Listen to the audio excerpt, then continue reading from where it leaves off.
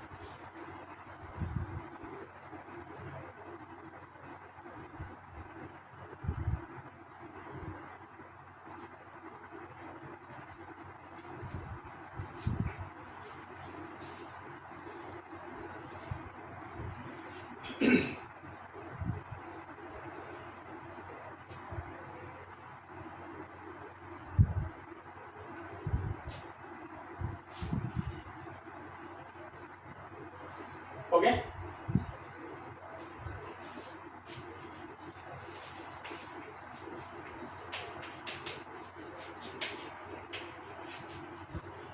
Some important points about parallelogram, law of vector addition.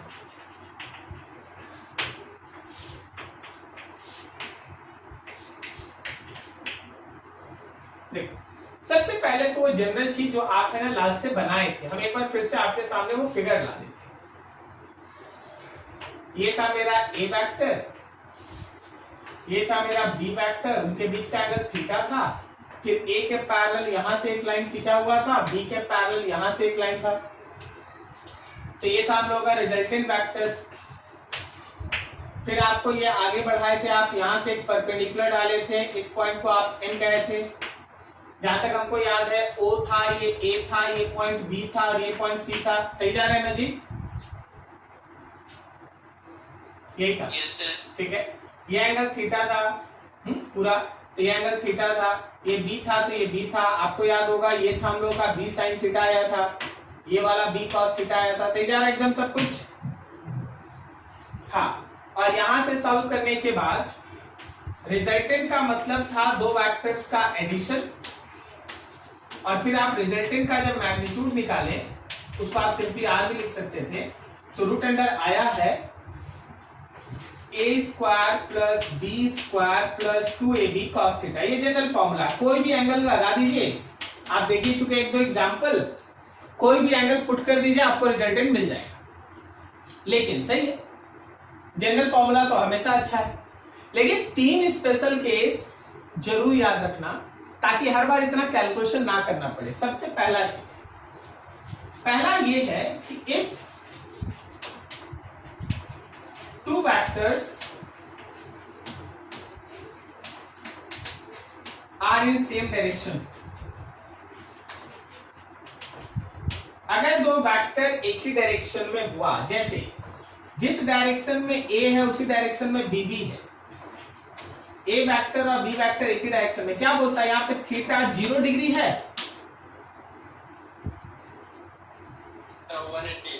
Zero zero opposite में होगा तब 180, opposite में होगा ना तब 180, और अगर दोनों सेम डायरेक्शन में है तो जीरो ना।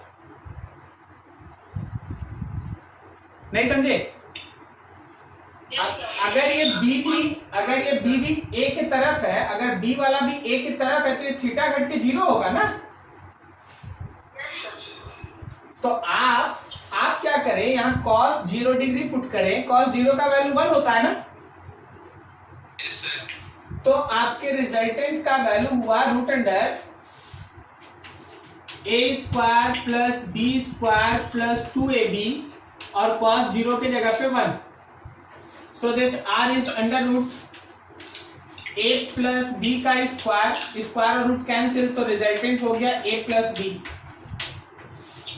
मतलब ये कि दो वेक्टर अगर एक ही डायरेक्शन में है, दो वेक्टर अगर एक ही डायरेक्शन में है तो रिजल्टेंट दोनों का एडिशन होता है, रिजल्टेंट दोनों का एडिशन होता है। याद रखना कि ये दो वेक्टर के बीच का मैक्सिमम रिजल्टेंट है, इससे बड़ा रिजल्टेंट नहीं हो सकता।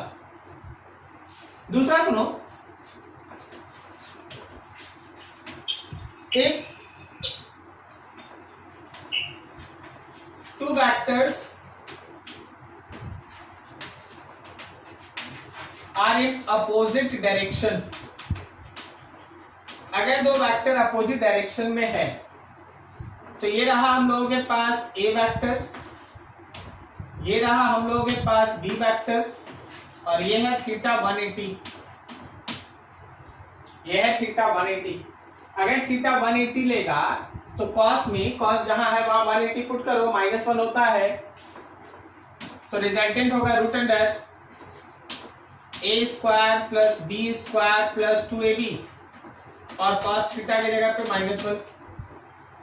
सो resultant will be under root A square plus B square minus 2ab।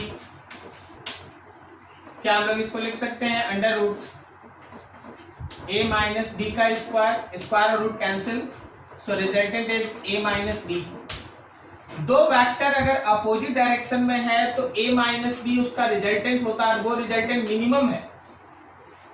अगर दो वेक्टर अपोजिट डायरेक्शन में है, एक मान लो ईस्ट में है, एक मान लो वेस्ट में है, तो उनके बीच का एंगल 180, और ऐसे केस में रिजल्टेंट होगा a माइनस बी या फिर b माइनस है, जो बड़ा रहेगा उसमें से माइनस कर दो। ठीक है, ये दो वेक्टर के बीच का सबसे कम रिजल्टेंट होता है, सबसे बड़ा रिजल्टेंट है a प्लस बी और सबसे छोटा रिजल्टेंट होता है a माइनस बी। याद रखना, कभी भी रिजल्टेंट इससे छोटा नहीं हो सकता और कभी भी रिजल्टेंट इससे बड़ा नहीं हो सकता। जैसे सुनना समझना, दिमाग खुला रखना, अगर एक बॉडी पर दो फोर्स काम कर रहा है, एक है 5 न्यूटन और एक है 3 न्यूटन।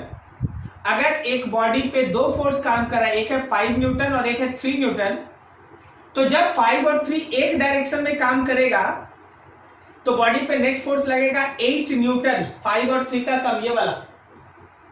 जब दोनों एक डायरेक्शन में लगेगा तो रिजल्टेंट होगा a प्लस बी, 5 प्लस 3 8। जैसे जैसे वेक्टर्स के बीच का एंगल 5 न्यूटन और 3 न्यूटन के बीच का एंगल आप बढ़ाते जाएंगे, रिजल्टेंट घटता जाएगा। जैसे ही दोनों अपोजिट में हुआ, रिजल्टेंट हो जाएगा 5 माइनस 3 मतलब 2 न्यूटन।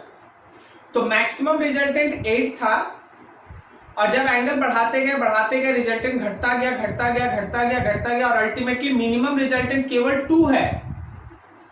क्या आपको ये पूरा लाइन समझ में आया? No sir.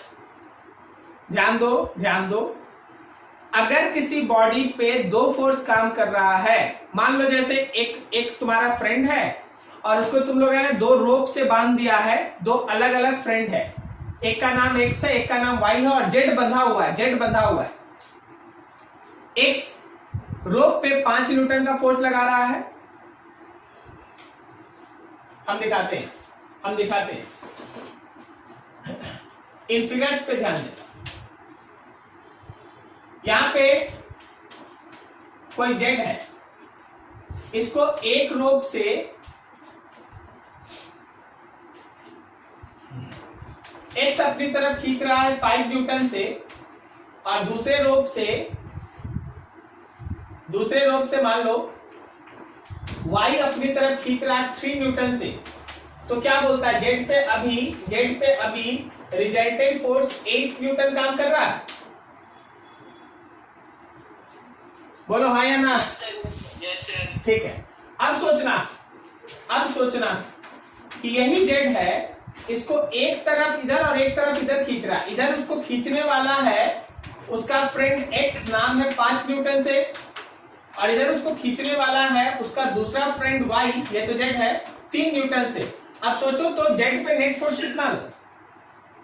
एक्स की तरफ जाएगा सर, एक्स की तरफ जाएगा। फोर्स कितना लग रहा, कितना? Sir 2 Newton. वही बोल रहे थे, एकदम वही बोल रहे थे कि इस पर्टिकुलर जेड पे जो अब रिजल्टेंट फोर्स लगेगा वो 2 न्यूटन होगा। मतलब ये वाला जो फोर्स लग रहा है ये मैक्सिमम फोर्स क्रिएट कर रहा है जब दोनों वेक्टर एक तरफ है, और ये जब दोनों वेक्टर अपोजिट में है तो ये मिनिमम फोर्स क्रिएट कर रहा है। समझा क्या? Yes sir. ठीक है, अब हम इसी चीज को थोड़ा और कंक्लूड कर दे, और थोड़ा कर दे और नजदीक। इसका मतलब ये है, अब आप यहां पे ध्यान देंगे, वो तो हो गया, आप समझ गए। इसका मतलब ये है कि a प्लस बी से रिजल्टेंट छोटा या बराबर होगा, सही है, और a माइनस बी से रिजल्टेंट बड़ा या बराबर होगा। क्या बोलता, सही जा रहा है? Yes sir. तो रिजल्टेंट a प्लस बी से लेके a माइनस बी के बीच कहीं होता है। a प्लस बी से a माइनस बी के बीच कहीं होता है। कोई बताएगा कितना होगा? ये किस पर डिपेंड करेगा? थीटा, एंगल पे। अगर एंगल 0 है तो a प्लस बी, अगर एंगल 180 है तो a माइनस बी, और उसके बीच में कोई भी एंगल ले लो तो भाई इससे निकाल लो a square plus B square plus 2ab cos theta. क्या आप समझ पा रहे हैं मेरी बात को? Yes sir. ठीक है, so resultant of two vectors, is from a minus b to a plus b. All values depends on theta between vectors. Vectors के बीच के थीटा के ऊपर उनका वैल्यूज डिपेंड करता है। क्या यहां तक बोर्ड पे जो लिखा हुआ चीज है किसी को समझने में दिक्कत? कोई प्रॉब्लम किसी को? चलो नोट करो इसको, अभी और भी बहुत सारा चीजें सीखने के लिए, नोट करो इसको बढ़िया से। हाँ बोलो सर, एक बार शुरू से समझा दिए ना, मेरे आने में थोड़ा लेट हो गया सर। अब बता भाई, अगर सब स्टूडेंट है ना ऐसे ही लेट से आएगा, हमको शुरू से पढ़ाना रहेगा तो हम ही कल से लेट से आएंगे।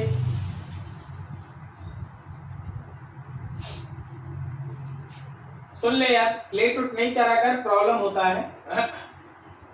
हुआ क्या कि दो वेक्टर है, दो वेक्टर के बीच का एंगल थीटा है, तो रिजल्टेंट का फॉर्मूला हम लोग लास्ट में निकाल चुके थे, root under a square plus b square plus 2ab cos theta. अब अगर दोनों वेक्टर एक ही डायरेक्शन में है तो थीटा का वैल्यू है 0 डिग्री, a इधर था और b भी इधर ही आ गया, तो दोनों के बीच का एंगल 0 है। तो जब हम लोग थीटा के जगह पे cos 0 पुट किए तो cos 0 का वैल्यू 1 था, सॉल्व करें तो रिजल्टेंट का वैल्यू आया a प्लस बी। मतलब दो वेक्टर के बीच का मैक्सिमम रिजल्टेंट उस समय होता है जब दोनों वेक्टर एक ही डायरेक्शन में हो, और वो कितना होता है? तो a प्लस बी। इसी तरह मान लो हम लोगों के पास दो वेक्टर है और अपोजिट डायरेक्शन में है, दो वेक्टर है और अपोजिट डायरेक्शन में है।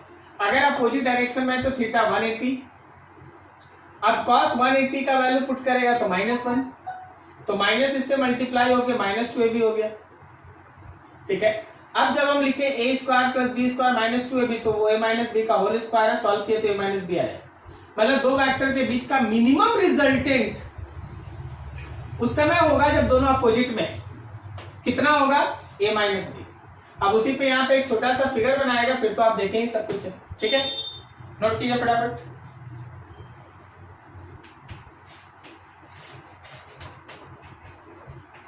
If two vectors are perpendicular, अगर दो वेक्टर एक दूसरे पे perpendicular, if two vectors are perpendicular, ये ए वेक्टर, ये बी वेक्टर और बीच का angle theta which is equal to 90 degree, theta equal to 90। कोई बता सकता है cos 90 का वैल्यू कितना? 0 0 0 1 करेगा सर, तो मेरे रिजल्टेंट का वैल्यू हुआ root under A square plus B square plus 2ab और cos 90 के जगह पे 0, तो 0 से मल्टीप्लाई हो गया खत्म, तो रिजल्टेंट हो गया root under A square plus B square. Perpendicular में अगर दो वेक्टर है, अगर दो वेक्टर एक दूसरे पे परपेंडिकुलर है तो रिजल्टेंट का वैल्यू याद रखना root under A square plus B square. अगर दो वेक्टर एक दूसरे पे परपेंडिकुलर है तो ध्यान रखिएगा रिजल्टेंट होता है root under A square plus B square, resultant का वैल्यू होता है root under A square plus B square. ठीक है, तो अभी तक तीन डाटा याद रखना है, सेम डायरेक्शन में ए प्लस बी, अपोजिट डायरेक्शन में ए माइनस बी, और अगर 90 पे है परपेंडिकुलर पे है तो root under A square plus B square, root under A square plus B square. ठीक है सर, क्या इसके सब नहीं बनेगा? सब बनेगा, इससे तो सभी बनेगा, लेकिन हम बोल रहे कि तीन केस बहुत ज्यादा यूज होता है, इसलिए आप याद ही रखिए। ठीक है, इतना बनाइएगा, हमेशा टाइम लग जाएगा, आप इससे तो कुछ भी बना सकते। तो root under A square plus B square अगर 90 है तब। अब थोड़ा सा और इस केस को सिंप्लीफाई करते हैं कुछ ऐसे केस में जहां ऑब्जेक्टिव में एकदम जल्दी जल्दी बनाना पड़ता है, ऑब्जेक्टिव में जल्दी जल्दी सॉल्व करना है, तो उसके लिए कुछ केस देखो, ध्यान से समझो। फोर्थ में, for two vectors of equal magnitude, मेरे पास दो वेक्टर है, ए वेक्टर है और बी वेक्टर, दोनों का मैग्नीट्यूड इक्वल है, मान लो दोनों का मैग्नीट्यूड x है, दो फोर्स है, एक फोर्स 5 न्यूटन का, दूसरा फोर्स भी 5 न्यूटन का, दो वेलोसिटी है, एक वेलोसिटी 10 मीटर पर सेकंड, दूसरा भी 10 मीटर पर सेकंड। अगर ऐसे केस में तुमसे कोई बात करे, कोई क्वेश्चन दे, कुछ पूछे, तो जो आगे सिखा रहे उसको यूज करना, तुरंत आंसर आएगा, समय बचता है, ऑब्जेक्टिव के लिए ट्रिक है। हम फिर से एक बार बदले, कोई अगर इसको याद कर लिया वो सारा काम कर लिया है, इसको याद कर लिया सारा काम कर लिया है, इतना पढ़ने का जरूरत ही नहीं है। लेकिन इसको जितने बार लिख के आप 4 लाइन भरिएगा, हर बार आपको है ना 10 सेकंड 20 सेकंड 50 सेकंड ज्यादा लग जाएगा। जो लोग याद करके ये सब बैठेगा वो लोग है ना समय बचा लेगा, उसी का खेल होता है। अगर आप एक क्वेश्चन पे 20 से 30 सेकंड भी सेव करते हैं, अगर आप एक क्वेश्चन पे 20 से 30 सेकंड भी सेव करते हैं तो आप अल्टीमेटली लास्ट तक बाकी सबसे 4-5 क्वेश्चन ज्यादा बना लेते, समझे? तो ये सब चीज इसी में काम आता है, तो ध्यान रखिए, समझिए, एकदम एक एक लाइन समझिए, आराम से समय दीजिए, समझिए। देखिए ऐसे केस में इसका ए देखो, if both are in same direction, अगर दोनों वेक्टर सेम डायरेक्शन में हुआ, जिस डायरेक्शन में ए वेक्टर है उसी डायरेक्शन में बी वेक्टर भी है, तो आप ऑलरेडी देख चुके थे कि इस केस में मेरा रिजल्टेंट आ रहा था a प्लस बी, तो दोनों x और x 2x होगा। दूसरा देखना, if both are in opposite direction, अगर दोनों अपोजिट डायरेक्शन में, ए चला राइट की तरफ, बी चला लेफ्ट की तरफ, ठीक है, तो याद रखना रिजल्टेंट होगा a minus b, x minus x 0। मतलब अगर दो वेक्टर इक्वल मैग्नीट्यूड का है और अपोजिट डायरेक्शन में लग रहा है तो उसका रिजल्टेंट है 0। एकदम सही है। अभी सोचो, मान लो यहाँ खड़े, हमको इधर भी एक स्टंट खींच रहा 5 न्यूटन से और इधर भी खींच रहा 5 न्यूटन से, बोलो हम किधर मूव करेंगे? सर वहीं पर वहीं रहिए। वही रहेंगे क्योंकि 5-5 न्यूटन इक्वल मैग्नीट्यूड का है, बैलेंस हो जाएगा, सही है ना। तो हम जा वही। तो अगर दो इक्वल वेक्टर अपोजिट में काम करेगा तो उसका रिजल्टेंट 0 होता है। अब देखो सी देखो, if A and B are perpendicular, दोनों परपेंडिकुलर है जो यहां पड़े, अगर A और B परपेंडिकुलर है, थीटा है 90 डिग्री, तो रिजल्टेंट है root under A square plus B square, resultant है under root x square plus x square, तो रिजल्टेंट है under root 2x square, x square तो बाहर आ गया लेकिन बच गया रूट 2x। अगर दो वेक्टर आपस में परपेंडिकुलर हुआ और दोनों वेक्टर का मैग्नीट्यूड इक्वल है, तो एक बार में आंसर लिखना रूट 2x। हम बोल दिए कि देखो जी मेरे बॉडी पे इधर लग रहा 5 न्यूटन, इधर लग रहा 5 न्यूटन, तुम बोला ना 0, अच्छा यही एक 5 न्यूटन इधर लगता है, ऐसा 5 न्यूटन और 5 न्यूटन 90 पे, तो रिजल्टेंट कितना होता है रूट 2 इंटू 5, रूट 2 इंटू 5, समझ में आया। ठीक, चलिए एक और एंगल हम दिखाते, हाँ बोलो, ठीक है ना। चलो दो और एंगल हम लोग देख लेते हैं। If A and B are at 60 degree, 60 degree angle is also very important, 60 degree angle भी इंपॉर्टेंट है। अब हम इसको तो शुरू से बनाएंगे, हम यहां से बनाएंगे क्योंकि 60 के लिए हम कोई केस बना के नहीं रखे।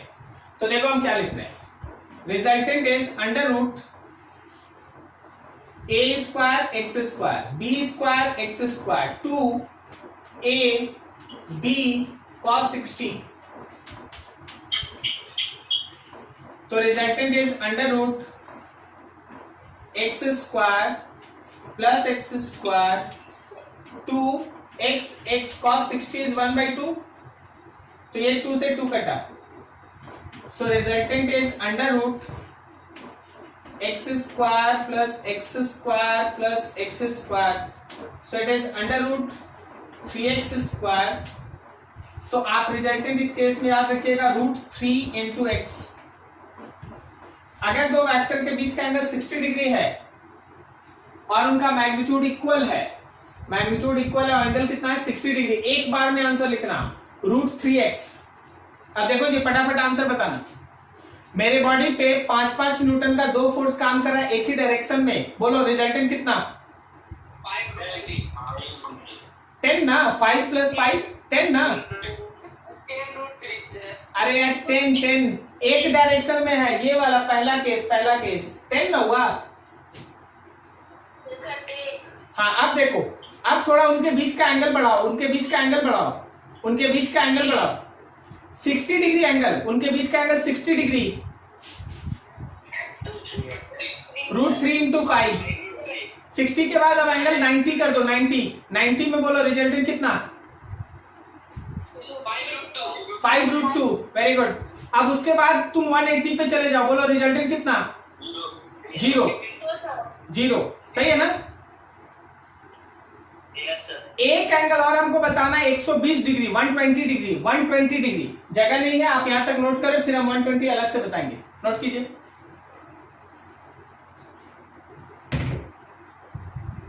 ये देखो डी के बाद E, if vector A and vector B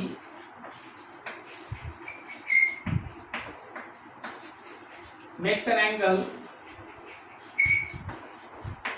120 degree from each other.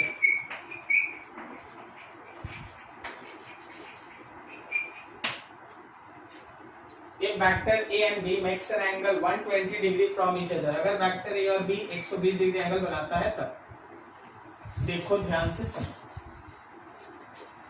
हम लोग के पास चलो भाई A वेक्टर है और ये B वेक्टर है और उनके बीच का जो थीटा है वो 120, कुछ नहीं करना है, आप इस सिंपल जो r है उसको लेके चलिए, ये r हो गया अंडर रूट ए स्क्वायर मतलब एक्स स्क्वायर, बी स्क्वायर मतलब x square, 2x x cos 120। So मेरे पास आया r is under root x square plus 2 of x square और cos 120 इज -1/2। ये 2 और 2 cancel, so r is under root x square plus x square minus x square होगा, ये minus ये cut गया, एक्स स्क्वायर और रूट एक्स बाहर निकलेगा ना। ये तो बहुत ही इंटरेस्टिंग रिजल्ट है, ये तो बहुत ही इंटरेस्टिंग रिजल्ट है। अगर दो वेक्टर इक्वल मैग्नीट्यूड का है, फिर से अगर दो वेक्टर इक्वल मैग्नीट्यूड का है और उनके बीच का एंगल 120 डिग्री है, तो याद रखना रिजल्टेंट भी उसी मैग्नीट्यूड का होता है। अगर 5-5 न्यूटन का दो फोर्स 120 डिग्री एंगल पे काम करेगा तो रिजल्टेंट भी 5 ही न्यूटन होगा। ठीक है, रिजल्टेंट किधर है सर? तो भाई बना ले पैरेललोग्राम, और ये जो डायगोनल देख रहा वही रिजल्टेंट है, मतलब उसका भी मैग्नीट्यूड बिल्कुल एक इंडिविजुअल वेक्टर के मैग्नीट्यूड के बराबर होता है। This is the way we have to discuss. ठीक है, अब यहाँ पे हम एकदम छोटा सा एक क्वेश्चन लिख के फटाक आंसर देते हैं, तुम भी सोच के बताना। देखो, if two forces of magnitude 6 Newton acts on body at angle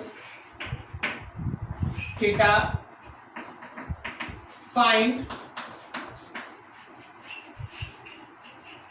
resultant force acting on body for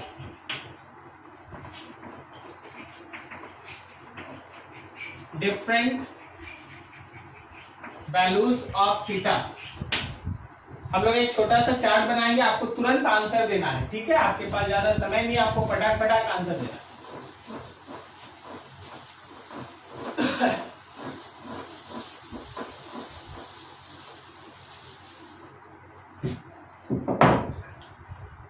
देखिए, थीटा का वैल्यू हम लोग इधर लिखेंगे और उसका रिजल्टेंट फोर्स हम लोग उधर लिखेंगे। अगर थीटा 0 डिग्री है तो बोलो रिजल्टेंट कितना है?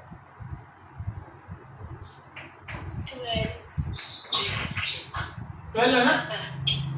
अगर 60 डिग्री है तो रिजल्टेंट कितना है?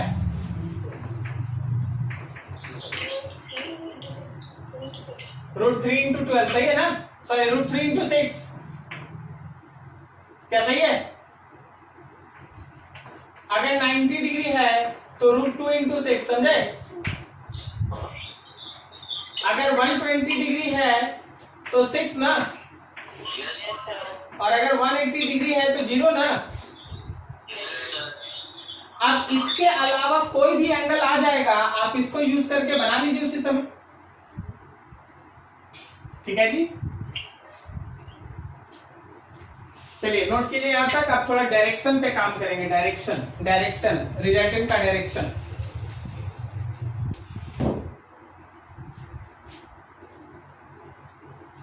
ये है मेरा रिजल्टेंट वेक्टर और ये मेरा वेक्टर ए है। मान लो रिजल्टेंट वेक्टर ए वेक्टर के साथ अल्फा एंगल बनाता है, रिजल्टेंट वेक्टर ए वेक्टर के साथ अल्फा एंगल बनाता है। Let vector R makes an angle alpha with vector A। मान लीजिए रिजल्टेंट वेक्टर अल्फा एंगल बनाता है ए वेक्टर के साथ। तो जरा आप ध्यान दीजिए, इन ट्रायंगल OMC ट्रायंगल पे गौर करो। इन ट्रायंगल OMC क्या हम लिख सकते हैं इसे? tan alpha is perpendicular CM by base OM। समझे क्या? tan होगा ना, tan theta equals to perpendicular by base. नहीं समझा? Yes sir. तो जरा फिगर देख के बताओ, परपेंडिकुलर जहां हम CM लिख रहे हैं तो वहां कितना लिखा जाए? क्या वहां B sin थीटा लिख सकते हैं?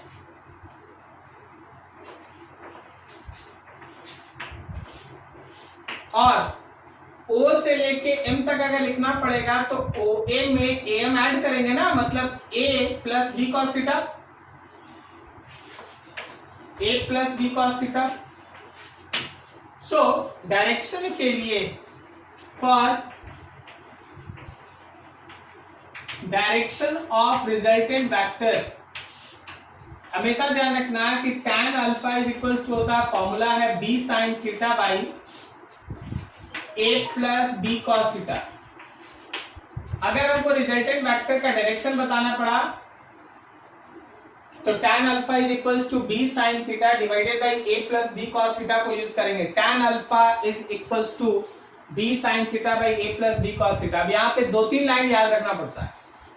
अल्फा क्या है? अल्फा है angle between resultant and A vector. Resultant और ए वेक्टर के बीच का एंगल है। थीटा क्या है? थीटा इज एंगल बिटवीन किसके बीच? A and B vector. A और बी वेक्टर के बीच का एंगल है थीटा। ठीक है, चलिए एक एग्जांपल दिखाते हैं ताकि ये और क्लियर हो जाए आपके सामने। मान लो क्वेश्चन ऐसा है,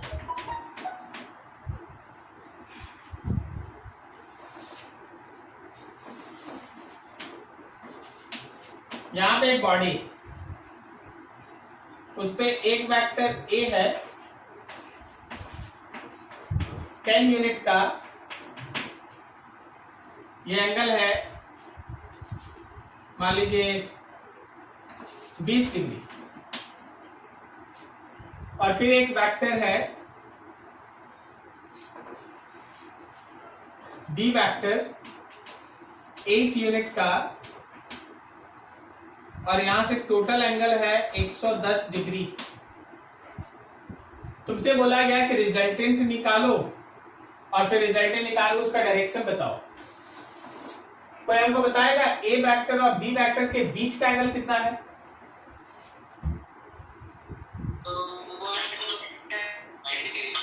90 degree. 90 degree. Angle between A and B is 90 degree. तो क्या हम रिजल्टेंट को सीधा सीधा root under A square plus B square formula में लिखते हैं? Yes sir. 10 का स्क्वायर और 8 का square, overall it is root under 164 newton. रहने दो, मैग्नीट्यूड आ गया। अब डायरेक्शन के लिए काम करते हैं, देखिएगा समझिएगा। इसके पैरेलल लाइन इधर खींच रहे हैं, ये इसके पैरेलल, और इसके पैरेलल लाइन इधर खींच रहे हैं ऐसे। तो ये रहेगा ना मेरा रिजल्टेंट, ये रहेगा रिजल्टेंट। अब इस फिगर के हिसाब से जाओ। रिजल्टेंट मान लो ए के साथ अल्फा एंगल बनाता है फॉर डायरेक्शन। आप डायरेक्शन के लिए देखिए, फॉर डायरेक्शन ऑफ रिजल्टेंट आप ऑलरेडी हमको बता चुके हैं कि थीटा जो है वो 90 डिग्री है ए और बी के बीच का। तो आप लिखेंगे tan alpha is equals to B sine theta by A plus B cos theta. So tan alpha is B के जगह पे 8, साइन थीटा के जगह पे 90 डिग्री, ए के जगह पे 10 प्लस 8 cos 90। cos 90 का वैल्यू कोई बताएगा क्या? 0। और sin 90 कितना? 1। तो क्या हम लोग यहाँ पे लिख दे ऐसे कि tan alpha is equals to 8/10, कहने का मतलब 4/5। So alpha is tan inverse 4/5। सही है? हाँ ठीक है। अब देखिए आंसर लिखने का तरीका सबका अलग अलग होता है, क्वेश्चन पूछने का तरीका भी अलग अलग होता है। जैसे आप लोग सब कोई अपना घड़ी देख के बताइए तो कितना बज रहा है अप्रोक्सीमेट? 7:30 अप्रोक्स, सही है?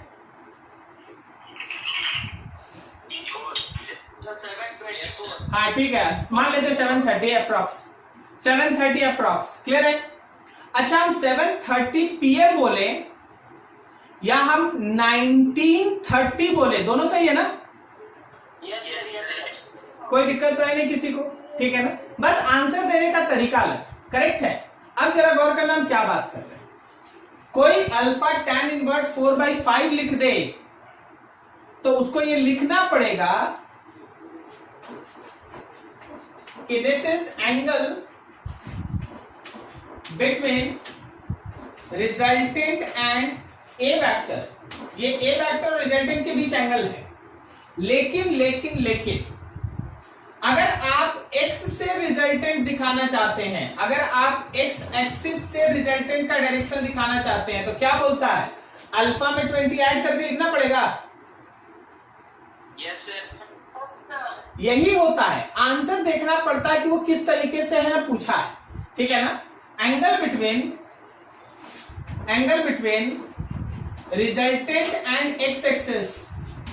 अगर x एक्सिस से एंगल पूछ ले तो तुम्हारा आंसर होगा 20 डिग्री प्लस अल्फा, मतलब your answer is 20 plus tan inverse 4/5। और अगर कोई बोले a से एंगल बताओ तो this is your answer.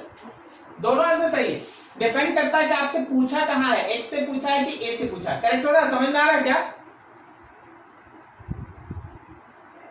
Yes sir. चलो ठीक है, नोट करो अच्छे से, कहीं डाउट है पूछो। देखो, एकदम इसको दिमाग में रखिएगा, कभी भी ऐसा क्वेश्चन आएगा जो अभी बता रहे उसी पे काम करना है। अगर if resultant is perpendicular on one vector, कोई भी एक वेक्टर पे अगर रिजल्टेंट खुद परपेंडिकुलर, मान लो ए पे परपेंडिकुलर, जब भी कोई ऐसा क्वेश्चन हो जिसमें तुमको इस तरह का कोई स्टेटमेंट या कोई इंफॉर्मेशन दिखाई दे, तो जो सिखा रहे हैं उसको यूज करना है। देख, हम लोग अभी तुरंत क्या सीखे कि tan alpha is equals to b sin theta by a plus b cos theta. अब इसमें अल्फा क्या था? अल्फा था angle between resultant and a। अब सोचो कि अगर मेरा रिजल्टेंट खुद परपेंडिकुलर है a पे, तो क्या मेरा अल्फा 90 है? क्या बोलता, सही जा रहे हैं? Yes sir. अगर मेरा रिजल्टेंट ए पे परपेंडिकुलर है तो अल्फा 90 है, और अगर अल्फा 90 है तो tan 90 तो होता है इंफिनिटी ना, नॉट डिफाइंड ना।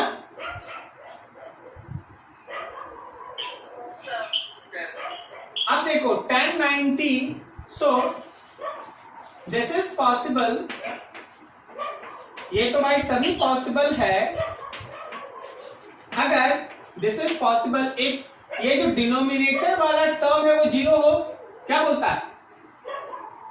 ये जीरो होगा तभी ना ये नॉट डिफाइंड हो जाएगा। a plus B cos theta is equals to 0, इसका मतलब b cos theta is equals to minus a, या फिर cos theta is equals to minus a by B. मतलब अगर दो वेक्टर एक दूसरे पे कोई भी एंगल थीटा बना रहा है,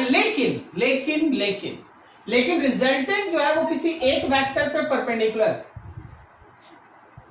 तो आप बहुत आराम से दोनों वेक्टर के बीच का एंगल निकाल लेते हैं। एंगल होता है cos theta is equals to minus a by B. cos theta is equals to minus a by B, ये उसका एंगल है, एंगल निकलता है, ठीक है। अब यहाँ पे थोड़ा सिचुएशन को और एनालाइज करो। जैसे मान लो हम तुम्हारे सामने एक क्वेश्चन रखते हैं, देखना।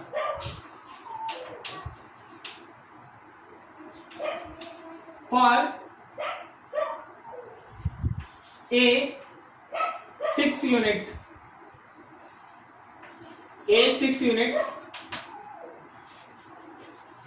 and B 8 unit, if vector R resultant is perpendicular on vector A, find first angle between vectors and दूसरा मैग्नीट्यूड ऑफ रिजल्टेंट। आपको ए और बी के बीच का एंगल भी निकालना है और साथ में रिजल्टेंट भी निकालना। अब देखो, जैसे ही कोई देखेगा क्वेश्चन तो लिखेगा कि आर इज परपेंडिकुलर ऑन ए, तो उसके दिमाग में ये कॉन्सेप्ट स्ट्राइक करना चाहिए, उसके दिमाग में ये कॉन्सेप्ट स्ट्राइक करना चाहिए। तो जब हम लोग इसका आंसर क्राफ्ट करेंगे और जिसको भी ये कॉन्सेप्ट याद है वो सीधा लिखेगा cos theta is equals to minus A by B, मतलब cos theta is equals to minus 6/8 minus 3/4। Theta लिखना है तो तुम थीटा लिख दो cos इनवर्स माइनस 3/4। ये हो गया एक का आंसर। अब अगर हम दूसरा बनाए तो रिजल्टेंट का वैल्यू होता है root under A square plus B square plus 2ab cos theta. तो मेरे r का वैल्यू हो गया अंडर रूट ए स्क्वायर का मतलब हो गया 6 का स्क्वायर, बी स्क्वायर मतलब 8 का स्क्वायर प्लस 2 6 8 और cos थीटा की जगह पे हो गया माइनस 3/4। ठीक है, आगे छोटा सा कैलकुलेशन होगा, कर लिया जाए। ये 4 से 8 हो गया 2 बार में, तो ये हो गया हम लोग का अंडर रूट 36 64 माइनस देखो जी 72 कितना हो गया देखो तो, रूट अंडर 28 आया। तो ये तरीका है न्यूमेरिकल को सॉल्व करने का। तो ऐसे दिमाग दौड़ाना, जब कभी भी रिजल्टेंट किसी एक वेक्टर पे परपेंडिकुलर टाइप क्वेश्चन हो, you have to proceed in this way. ठीक है, नोट करो बढ़िया से, कहीं डाउट है फिर पूछो।